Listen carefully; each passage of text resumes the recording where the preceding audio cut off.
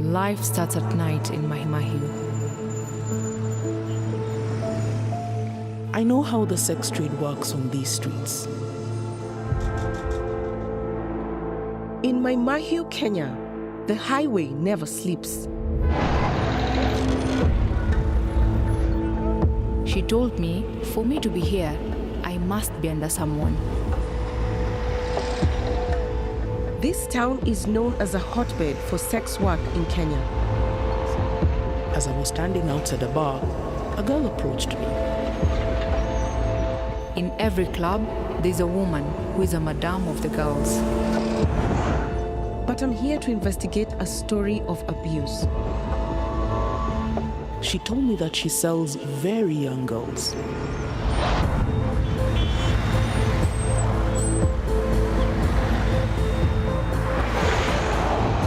I've come here with two experienced undercover investigators to expose a hideous web of child sexual abuse. I wish I could have rescued them. I couldn't fight for them. I can't even explain how I feel. It's unexplainable.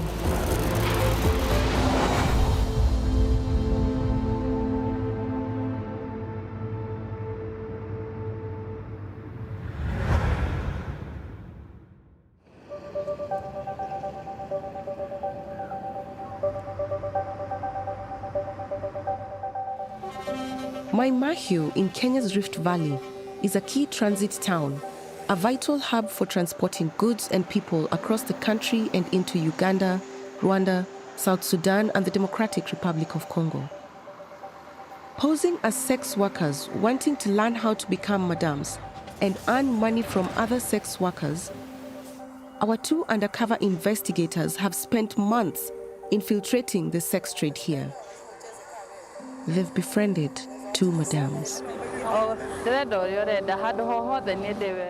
I told her that I operated from Nairobi, but wanted a change of scene because of steep competition there. Our investigator, who we've called Anna, has gradually gained the tenuous trust of a woman called Nyambura, who we've heard is involved in selling underage girls. I built a strong rapport with her, and she eventually opened up about the young girls operating under her. Prostitution is a cash crop, which is a benefit. It's a cash crop, so you don't want to.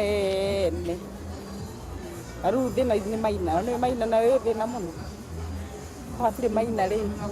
I'm stress. I don't care if I don't care if how long they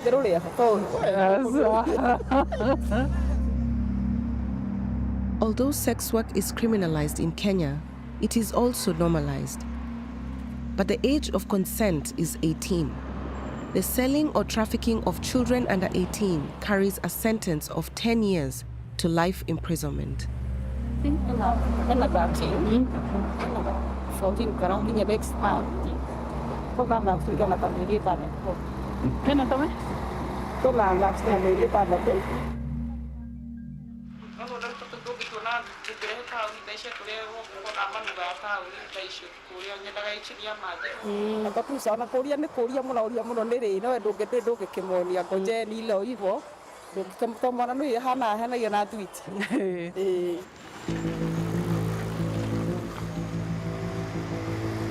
Our second undercover investigator, whom we're calling Jane, has also been standing within a kilometer radius. I started coming every evening until I was approached by one of the women. She told me that she's the owner of that place. Jane too has gradually befriended another madam, a woman called Chepto. She starts to ask her about the children she sells for sex.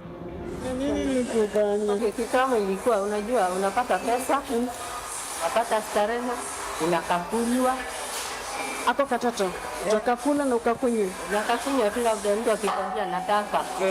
Leta ya macho. Leta nini hivyo. Na kuna mwenye ataenda na arudi tena. Sio ingine unafanya tu kama ingine unafanya tu kama umejificha. Kama umejificha ficha. Kwa nini? Ndio watu wanakuweka kwa leo uliona gumu.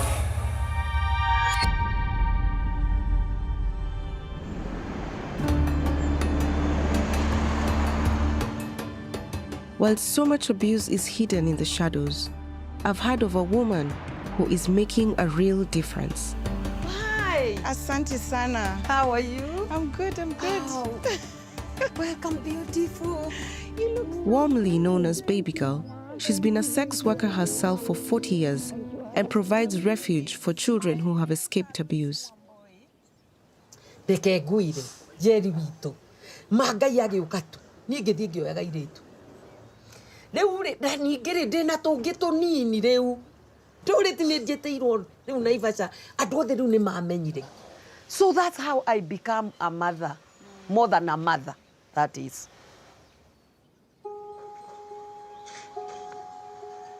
In her home, I meet 4 girls, now of age, who have been taken in by Baby Girl. They have agreed to share their stories.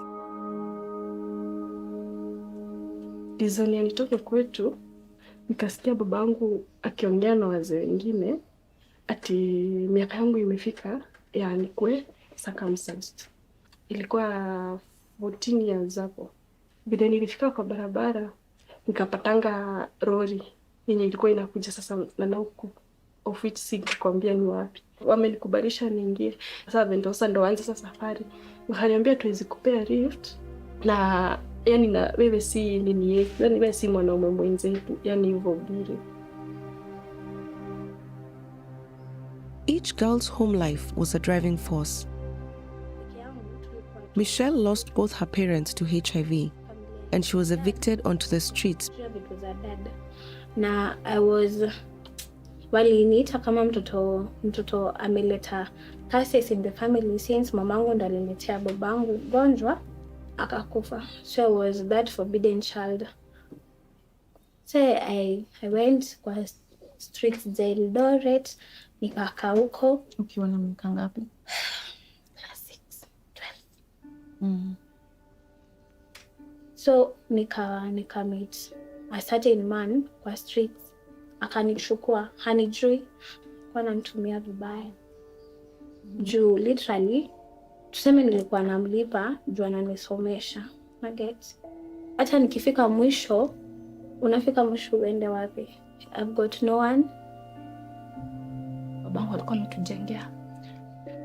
Lillian was also orphaned at a very young age. A family member took her in. So tukibaki na nko yangu ikaanza nikienda kuoga, kumbe ameweka simu yake kwa bafu, nikienda kuoga ananirecord, anatumia rafiki zake picha zangu, anaripwa. Ikaenda hivyo akakuwa narara na mimi. That was my worst day.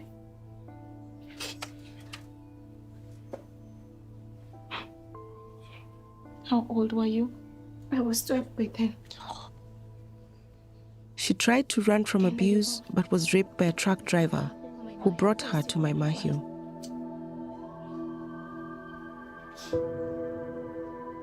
Njesh left alcoholic parents, ending up in my Mahio at just 14 years of age. Siku ya kwanza nililala kwa kibanda, lakini ni kama nikiingia kuna mwenye aliniona nikiingia. Akanifuata. Wakati sasa alikuja akatutokea. Ule tu mwanaume mimi alinishika.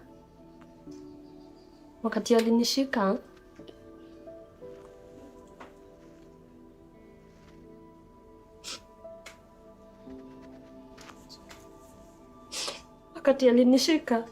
chenye alinifanyia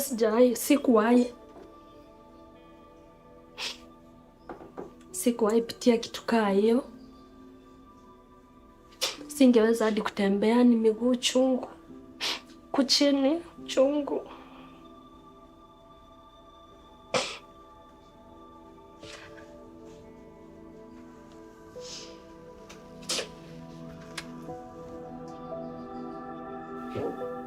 I didn't know what to expect, but not this. It's overwhelming.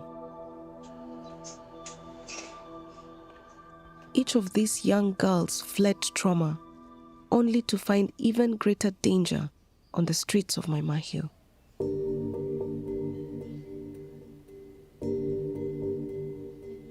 There was this girl akakuja akaniambia, wewe ni mrembo sana kukaa kwa streets, hivyo unashinda ukizunguka huku jadi nashindanga nikikuona huko. At first alinichukua akaniweka kwake mama, hata si msichana. But ilifika point akaniambia sasa wewe si mtoto tena, na nilikuwa nakaa na wewe juu nilikuwa naona you are still mdogo, but now you can do it for yourself. Juu sijaifanya kitu kaa hiyo. Sasa mbona nilichagua hii maisha? Safadhali tu ningekaanga kwetu kwenye nilikuwa, hata kama ningesakamsaiziwa, at least ningekuwa na better place. Na yeye alikaa sasa ni kama hatakuwa ananiletea wanaume, wananitumia, anapewa pesa.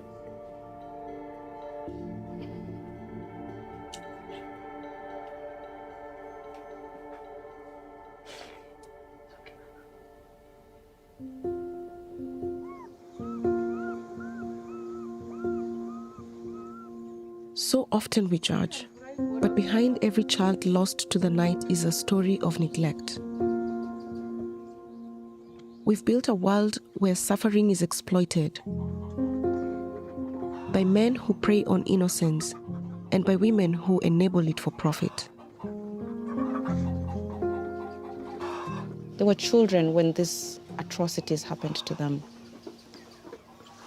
Some of them were running away from home because there was no food and they wanted to provide for their siblings. And running into the community ate them whole because it didn't take care of them either.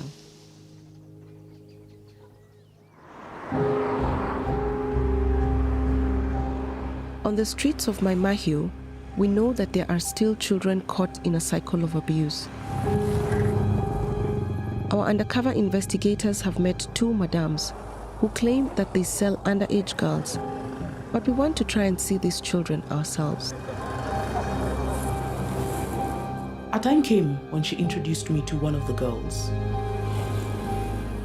In the back of a club, our undercover investigator Anna meets the Madame Nyambura. Nyambura comes with a girl who is out of sight. Sam, asante. Sinakuja kukuchukua. Enda ungojea mahali yako nikuje kupeleka. Sasa utapata hapo. Utapata hapo wewe uende, asiende. Sio enda ukae maisha hapo. Nikaa msindio. Sawa. Mwambie nakaa. She told me the girl was 16, but she had younger girls than her.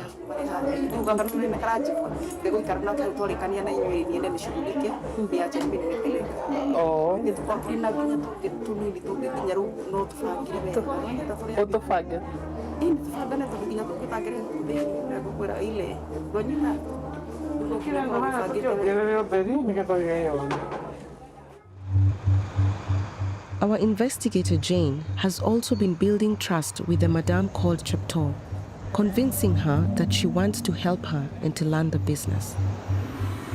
At first, it was difficult because remember, they don't know me, so for her to trust me, it was difficult. But she opened up. She told me she has young girls. They arranged to meet at a club, and Chepto comes with 4 girls who look very young. Jane wants to be certain that they are minors. Una miaka ngapi? 15. Ha? 15. Na wewe? Niko 15. Na wewe? 13. 13? Ndio. Chepto opens up about the profit she makes from these young girls. Sasa amesema anakupatia, anakuja na hiyo 20,000 anakupea 25. Sasa hii 25 akikupeni sasa inakamia wewe. Oh.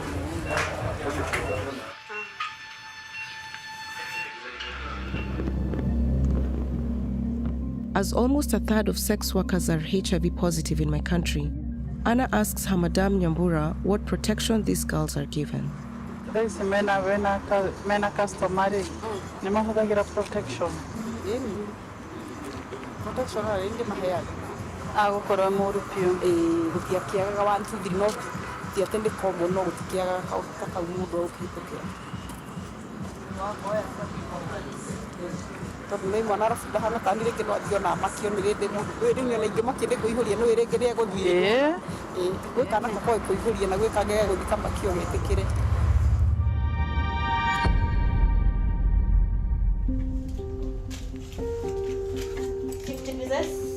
50 pieces. The best and worst of humanity is playing out here in Naivasha, as baby girl is trying to protect her community from HIV. Oh, kwa hivyo tutaongezea rubes ndio zitoshe hotspot zote. Having worked for over a decade as a force for good, she's been given an office in this community health clinic. You have an office? Yes, please.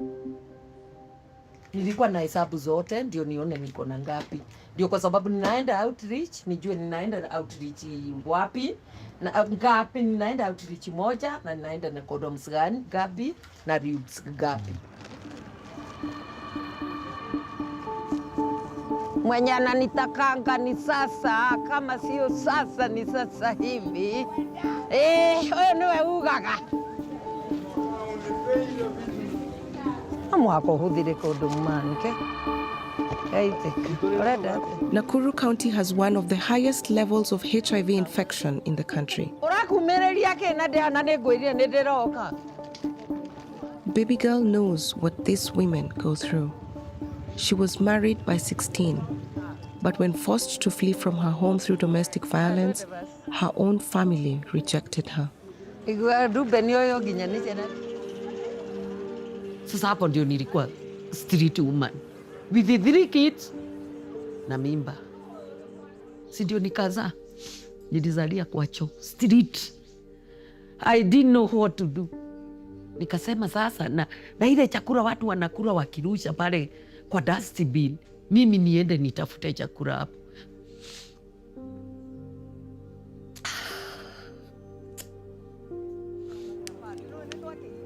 Somehow surviving on the streets, within weeks, she was approached by a girl who recruited her into prostitution.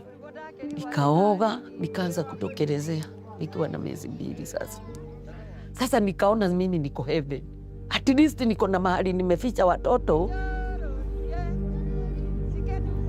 I wonder how hard life must have been for sex work to feel like heaven. Her years on the streets left many scars, but her experiences have fueled her. Ubase kwa hii. Juu saa hii tuko kwa hatari, ujue hivyo. Turapo alisimamisha dawa zetu, akasimamisha nini, akasimamisha hizi. Sasa zenye tuko nazo, hizo ndio tumebaki tu ndio tunataka kugawa.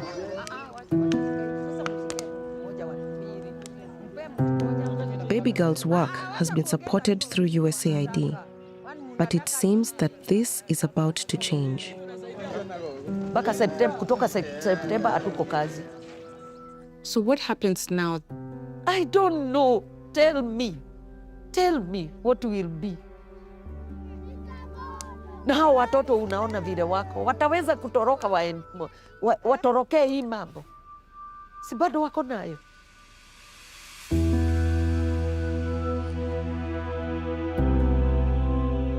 The impact of President Trump's decision to pull USAID funding is impossible to predict.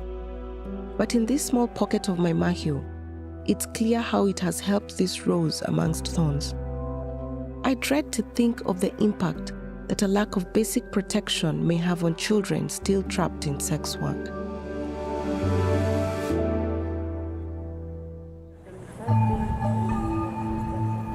By Maimahiu's neon night, our undercover investigator is pushing for more evidence to present to the authorities. The more we met and talked, the more she trusted me. She took me to her house where I met the young girls. Nyambura and I entered the house. but she left immediately. I was left in the company of the girls. Nikuulize, wewe unajisi vipi kujuza mwili wako ndio uweze kujilisha? Mimi sifurahi kuuza mwili wangu. Saa zingine unafanya ngono na watu kadhaa, unaumia na clients wengine wanakudhulumu. Unapata changamoto zozote kazini?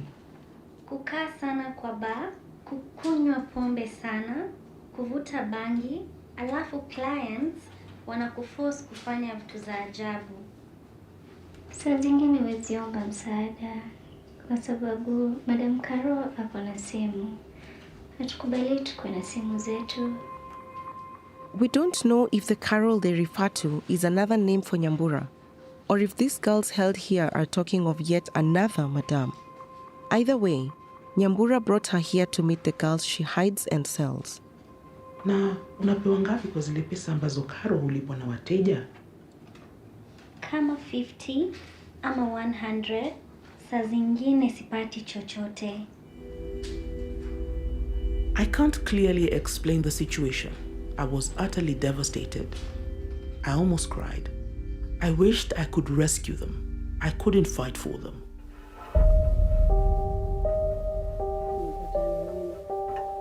Our second undercover reporter, Jane, is also taken to a house in Maimahiu by Chepto and briefly left alone with 2 minors. Kwa siku unalala na wanaume wangapi? 5 kama wanaume 5. 5? Ndio. Umeniambia upendi hii kazi. Nini ufanyika? Kulala na wanaume wako na mwili kubwa na niko na mwili ndogo.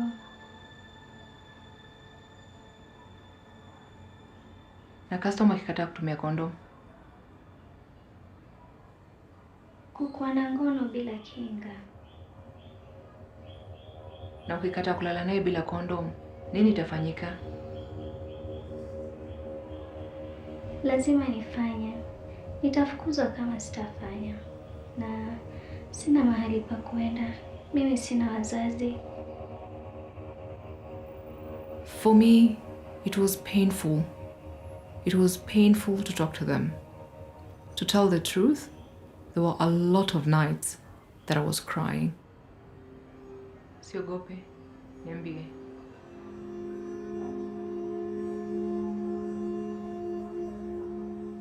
This child is too emotional to speak. Even whilst keeping her cover as a sex worker, Jane could not resist consoling her.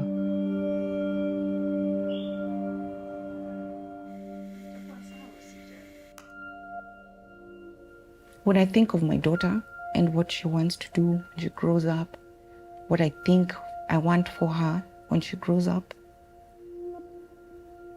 it's exciting, even to hear her dream.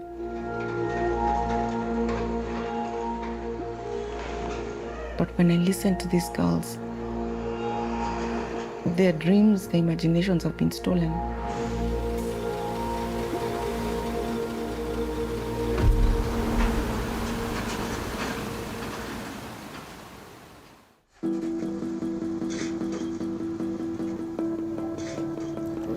Unashikilia na kidole.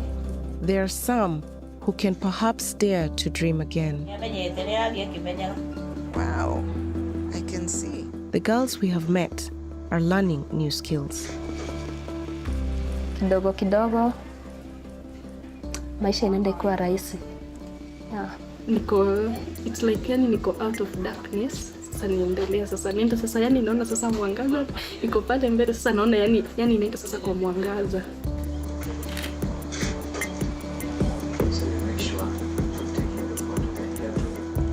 Baby girl makes it easy, guiding us, atusaidia kusahau. Now I can't have that fear nilikuwa nayo that time because baby girl is just mellow. So hata akikuja kuniambia anything, I know I have someone. Si kama hiyo time nilikuwa peke yangu.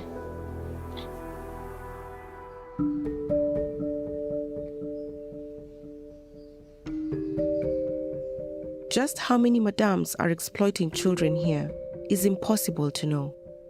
But when I ask baby girl, I find out that she has her own reasons for remaining silent about the abusers that have crossed her path over the years. Let me tell you, Njeri. Kenya ni hadiko. Kwa sababu nikijulikana hata Chang'aa nimesharipoti, lakini sasa niliona security yangu sio mzuri. Na nikiruse my life, hawa watoto wataenda wapi? Ndio sababu niliogopa na ninanyamaza tu. Ninafanya tu vile nitaweza. Juu my security iko kwa hatari.